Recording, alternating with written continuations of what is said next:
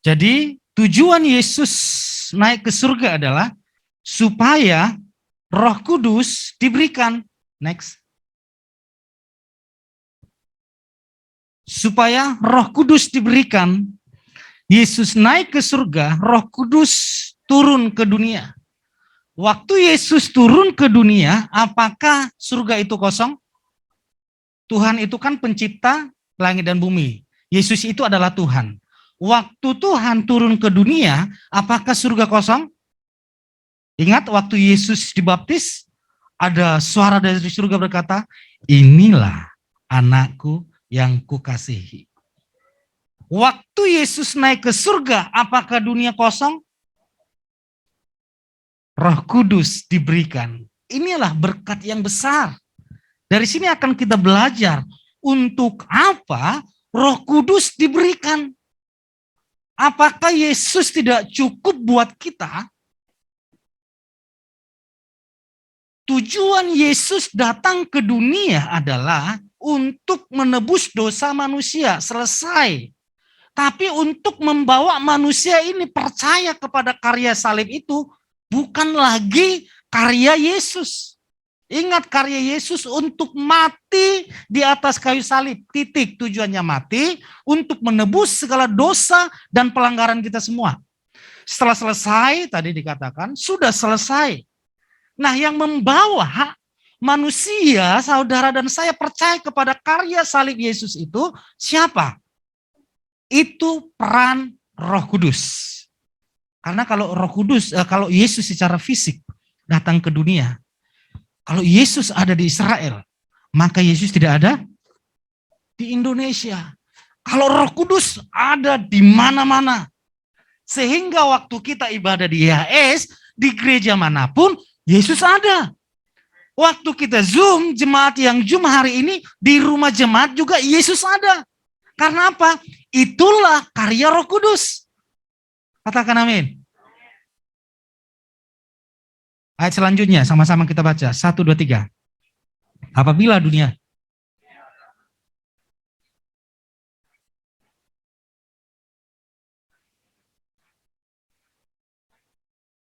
siapa dia? Apabila dia datang. Siapa dia yang dimaksud di sini?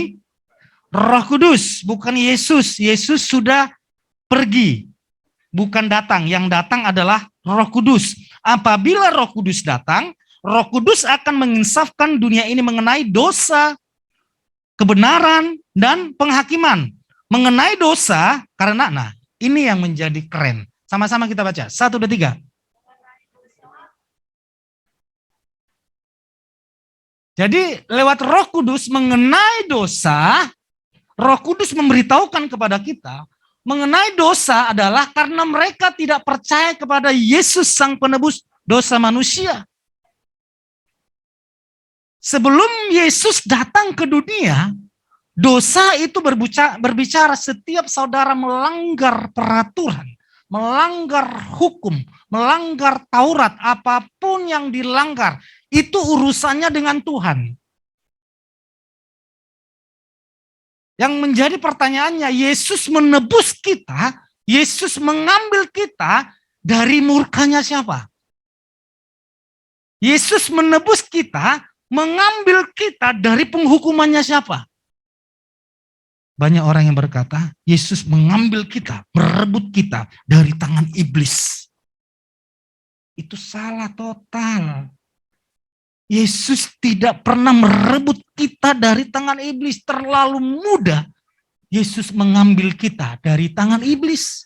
Tidak perlu Yesus harus disalib. Ngapain Yesus disalib untuk merebut kita dari tangan iblis, dari penghukuman si iblis? Sedangkan iblis sendiri dihukum. Tapi Yesus merebut kita, mengambil kita dari penghukuman Tuhan. Siapa yang dapat menghindar dari penghukuman Tuhan? Nyamuk, binatang yang kecil pun kelihatan harus ikut dihukum. Jadi Yesus menebus kita, memperdamaikan kita dengan Tuhan. Karena setiap kesalahan yang dilakukan manusia itu urusannya dengan Tuhan. Kita berdosa kepada Tuhan. Kita bermusuhan dengan Tuhan. Jadi semuanya manusia di dalam penghukuman oleh Tuhan. Jadi harus masuk ke neraka. Tapi lewat karya salib Yesus, kita diperdamaikan. Katakan amin. Jadi mengenai dosa, bukan lagi tentang saudara melanggar hukum-hukum Taurat, bukan lagi melanggar hari-hari raya, bukan lagi melanggar aturan-aturan, bukan. Bukan saya yang berbicara, tapi firman Tuhan berbicara mengenai dosa karena mereka tidak percaya kepada Yesus. Jadi bagi orang yang percaya, semua dosanya sudah ditebus oleh Yesus. Katakan amin. Yang menjadi pertanyaannya, apakah orang percaya masih bisa melakukan dosa? Apakah orang percaya masih bisa melakukan dosa? Bisa, pasti. Tapi dosa yang kita lakukan tidak ada lagi hubungannya dengan Tuhan. Ini yang kabar baiknya. Dosa yang kita lakukan tidak ada lagi hubungannya dengan Tuhan. Dosa yang parah yang kita lakukan hubungannya ini dengan Pak Erwin dan Pak Nando. Artinya dengan pemerintah. Kemarin ada beberapa, saya khotbah di tempat komunitas Grace. Pak, kita kan sudah full grace, tidak ada lagi penghukuman di dalam Tuhan. Semua dosa-dosa dan pelanggaran kita sudah ditebus, kita kudus, sudah suci. Jadi tidak ada lagi penghukuman. Berarti bebas dong Pak. Oh iya, lakukanlah sesuka hatimu di dunia ini, saya bilang. Di bawah ini, di atas, di depan Alfamart ada sepeda motor. Ambillah. Lalu kamu berkata kepada satpam atau tukang parkir atau polisi nanti yang menangkapmu, ngomong ke mereka, segala penghukumanku, pelanggaranku sudah ditebus oleh Tuhan Yesus. Tidak ada lagi penghukuman di dalam Yesus. Salah. Penghukuman yang dimaksud adalah dengan Tuhan sudah selesai. Selesainya di mana? Di atas kayu salib. Jadi waktu kita pertemuan nanti di surga, tidak lagi ditanya dosa apa yang kita lakukan di dunia ini. Ingat waktu penghukuman anak sulung, mulai dari binatang sampai kepada anak raja Firaun harus dihukum. Semua yang ada di Mesir sampai di Israel. Tapi yang menjadi perbedaannya adalah ada darah anak domba sebagai penebus penghukuman mereka. Sementara semuanya dihukum mati, para malaikat maut datang. Mau masuk ini ke rumahnya. Ke rumahnya siapa ya contohnya? Rumahnya Pak Nando. Dilihat ada darah domba di sana. Saudara, malaikat tidak perlu melihat di dalam rumah itu lagi ngapain. Mereka lagi tidurkah? Lagi berdoakah? Lagi merenungkan firmankah? Atau lagi ngopikah? Atau lagi ketawa-ketawa? Atau lagi nonton drakor sarangio kah? Malaikat tidak ngurus. Yang diurus malaikat adalah ada darah anak domba. Siap komandan. Tidak akan dihukum. Pergi. Kenapa? Sudah ada penggantinya. Pengganti penghukuman kita adalah darah anak domba, yaitu Yesus Kristus Tuhan. Berikan tepuk tangan, katakan amin. Jadi mengenai dosa, karena tidak percaya. Orang yang tidak percaya kepada Yesus tidak ada penggantinya. Kita ada penggantinya. Siapa namanya? Berikan tepuk tangan bagi Yesus. Tapi di dunia ini ada dosa penghukuman. Terhadap pemerintah kah, terhadap istri kah, terhadap suami kah? Kalau suami atau salah satu pasangan selingkuh, masa tidak dihukum oleh pasangannya? Ada orang bertanya seperti ini, Pak, terlalu berat beban yang Tuhan berikan kepada saya tidak sanggup, kenapa rumah tanggaku mau hancur Pak? Kenapa Tuhan mengizinkan cobaan ini kepada saya? Saya tanya, kenapa asal muasal permasalahannya? Memang Pak, saya yang selingkuh Pak. Kamu yang selingkuh, kamu berkata Yesus yang memberikan pencobaan. Kan repot toh. Ada orang anak Tuhan yang malas kerja sehingga jatuh miskin. Kenapa Tuhan tidak memberkati saya? Dikasih pekerjaan, malas kerjanya.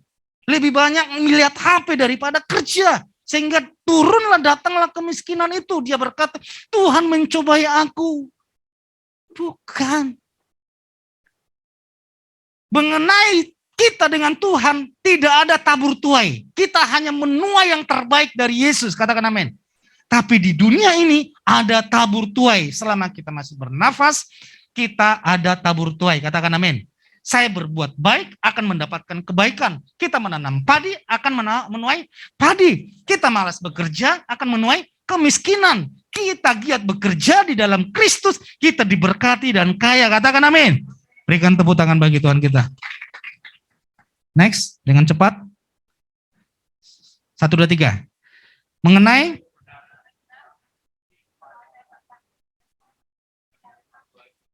ini saudara harus tangkap. Ini yang dimaksud oleh Roh Kudus dikirimkan. Mengenai kebenaran karena Yesus kembali ke hakikatnya. Yang semula, hakikatnya apa? Dia adalah Tuhan. Karena waktu kita merayakan Natal, kita mengingat Yesus adalah Tuhan. Dia merendahkan dirinya bahkan lebih rendah dari para malaikat. Datang ke dunia sebagai hamba. Jadi waktu di dunia ini dia sebagai hamba, karena itu dia dimaki, dihina, diludah, ya memang dia merendah sebagai hamba. Difitnah, dibunuh. Tapi waktu dia naik ke surga, dia kembali ke posisi yang semula. Itu tadi salah satu poin dari Pak Erwin ya. Katakan amin. Dia adalah Tuhan. Jadi kalau ada orang berkata, Yesus ada di sana, itu dusta. Yesus ada di sana, itu pengajar sesat. Sebab firman Tuhan berkata, mengenai kebenaran karena aku pergi kepada Bapakku dan kamu tidak melihat aku lagi. Yesus secara fisik tidak ada lagi di dunia ini. Jadi jika ada hamba Tuhan siapapun yang berkata, ada Yesus di sana. Mereka melihat Yesus di sana ada mujizat. Mereka melihat Yesus secara fisik, percayalah, itu nabi palsu. Bukan saya yang berkata, firman Tuhan berkata, Yesus sudah ada di surga. Katakan amin. Kalau Yesus ada di dunia ini secara fisik, nanti kerajaan 1000 tahun. Yesus memerintah bersama orang percaya, bersama orang Israel. Katakan amin. Jadi Yesus sudah ada di surga. Tidak ada Yesus di sini. Yang ada adalah Roh Kudus. Sehingga melalui Roh Kudus, kita mengangkat tangan meninggikan Yesus, kita memuliakan Yesus, kita meninggikan Yesus. Katakan amin. Jadi Roh Kudus yang ada di sini, karena di mana ada Roh Kudus, nama Yesus pasti dipermuliakan. Yang terakhir, tinggal 9 menit lagi. 1, 2, 3. Ini saudara pegang. Mengenai penghakiman, karena penguasa dunia ini telah dihukum. Siapa penguasa dunia yang dimaksud? Bukan presidennya Amerika, bukan presidennya Israel, bukan presiden secara fisik. Tapi penguasa di dunia ini yang dimaksud adalah Lucifer bersama pengikutnya. Itulah yang mengacaukan dunia. Lewat kematian Yesus, penguasa di dunia telah ditaklukkan. Artinya apa? Saudara dan saya yang percaya di dalam nama Yesus Kristus, saudara tidak bisa disantet, tidak bisa diguna-guna. Asal sungguh-sungguh percaya. Katakan amin. Kalau orang percaya kepada Yesus, tidak akan tanda-tandanya, tidak akan pergi ke dukun, tidak akan pergi ke paranormal, tidak akan meminta jimat atau apapun. Saya pernah kesaksian berapa kali. Saya belum pernah mempraktekkan mengusir setan, tapi saya diperhadapkan waktu itu. Orang yang kesurupan, orang yang sudah teriak-teriak histeris, dipanggil agama lain untuk mendoakan, tidak. Saya belum pernah mempraktekkan bagaimana cara mengusir setan. Tapi yang saya ketahui adalah tanda-tanda ini menyertai orang percaya, katakan amin. Status hamba Tuhan belum ada, saya pejabat belum ada. Saya hanya mahasiswa. Lalu saya melihat itu, wah saya hanya berkata, biasa orang kan doa pelepasan atau doa mengusir setan, suara hamba Tuhan ini yang lebih kencang daripada yang kesurupan. Saya katakan keluar. Keluar sampai ini urat-uratnya mau keluar. Keluar. Sudah. Karena saya tidak pernah pengalaman, hanya berkata saya pegang. Dalam nama Yesus. Keluar. Itu yang kesurupan itu ngomong ke saya. Gondoruo, kamu yang gondoruo. Saya dibilang gondoruo, padahal saya rapi wangi gitu. Pak dia wangi. Gondoruo. Itu. Kamu yang gondoruo. Diam, jangan teriak-teriak. Jangan bikin onar. Diam. Kamu datang dengan baik-baik, keluar dengan baik-baik. Diam. Hanya tempo, 3 menit nggak nyampe 5 menit. Sadar, duduk.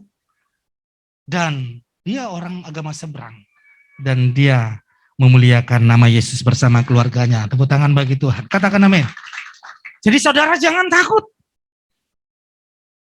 Banyak para tim doa. Kalau mendoakan rumah seseorang gitu. Banyak penghuninya di sini. Besar-besar. Tidak usah setan diperbesar-besar. Sudah dikalahkan. Yesusmu yang terbesar. Saudara kalau paham, lihat saudara yang percaya kepada Yesus itu, setan takut lihat saudara. Nggak percaya saudara. Kalau nggak percaya coba jalan-jalan ke kuburan. Jangan dicoba. Karena setan tidak ada di kuburan. Karena setan tahu orang tidak akan lewat sana. Siapa yang diganggu? Masa mereka janjian ketemuan setan sama setan? Nggak ada di sana. Yang ada di mana? Di mana-mana. Tapi saudara yang percaya kepada Yesus tidak akan diganggu. Karena penguasa di dunia ini telah dikalahkan. Katakan amin. Kesimpulannya pemain musik boleh maju ke depan. Sama-sama kita baca. 1, 2, 3.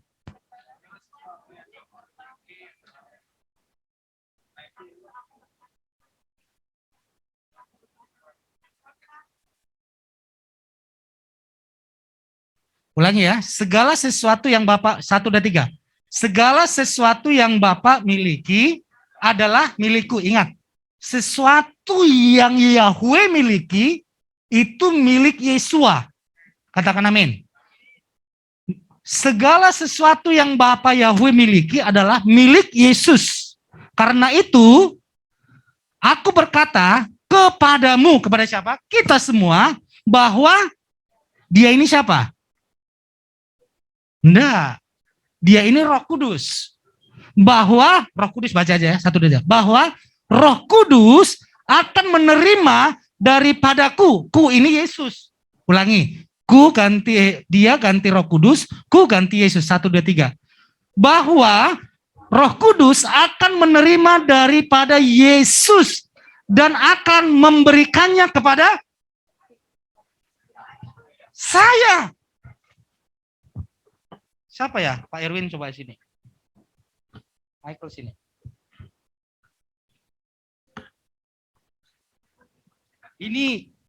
Ini Bapak. Memang ini Bapak. Bapak, ini Yesus. Puji Tuhan sudah selesai disalib ya. Kalau ilustrasinya penyaliban, waduh. Jadi apa yang dimiliki Bapak, semua adalah milik Yesus. Semua kemuliaan, otoritas, semua apa yang disebut di surga itu adalah milik Yesus. Dan apa yang dimiliki Yesus diberikan kepada Roh Kudus. Tujuannya untuk apa sih? Tujuannya supaya apa yang dimiliki Bapa Yesus ini diberikan Roh Kudus, tujuannya untuk Roh Kudus berikan kepada semuanya, kepada orang percaya. Katakan amin. Tepuk tangan bagi Tuhan kita. Mari kita bangkit berdiri. Semua yang dimiliki surga sudah diberikan kepada saudara dan saya. Ini yang tidak dipahami oleh orang percaya. Kemarin sudah pernah saya saksikan ke saudara, ada orang yang cari 2 pelepasan untuk anaknya. Diklik itu, nggak tahu diklik di YouTube atau diklik di internet, pokoknya di Google atau di YouTube. Dicarinya pendeta pengusir setan. Muncul katanya wajah saya dan nama saya. Dia sudah berkeliling hamba Tuhan yang untuk mendoakannya. Lalu saya berkata, Ibu, mulai sekarang stop cari hamba Tuhan. Ada kuasa, kalau ibu percaya saya dapat mengusir setan, ibu pun dapat mengusir setan. Setiap hari, selama 3-4 hari terus. Sekarang, puji Tuhan, sudah bebas dan menang. Dia tahu bahwa semua yang dimiliki Yesus, saudara baca di Efesus, ini menjadi pembacaan kita satu hari ini, Efesus 1. Pasal 1, baca semua, itu tentang berkat rohani. Ketika Yesus dibangkitkan, seperti Yesus dibangkitkan, demikian kita juga dibangkitkan seperti itu. Seperti Yesus naik ke surga, kita yang percaya seperti itu juga kita nanti naik ke surga. Seperti Yesus dipermuliakan di surga, demikian kita juga dipermuliakan di bumi ini. Seperti Yesus dihormati di surga, demikian kita juga dihormati di surga, katakan amin. Karena kita ada di dalam Kristus. Kita adalah tubuh Kristus. Kristus adalah kepala. Saudara kalau memuji saya, menyanjung saya, tidak mungkin saudara menyanjung cuman kepala saya. Saudara paham? Kalau saudara menyanjung saya itu otomatis seluruh tubuh saya ikut tersanjung, ikut dimuliakan. Kristus adalah kepala dan kita adalah tubuhnya. Waktu Kristus dimuliakan, ditinggikan, bukan hanya kepala yang ditinggikan, dimuliakan. Kita yang adalah tubuhnya, dimuliakan, ditinggikan. Katakan amin. Ini harus saudara pegangi. Inilah tujuan Roh Kudus diberikan bagi kita.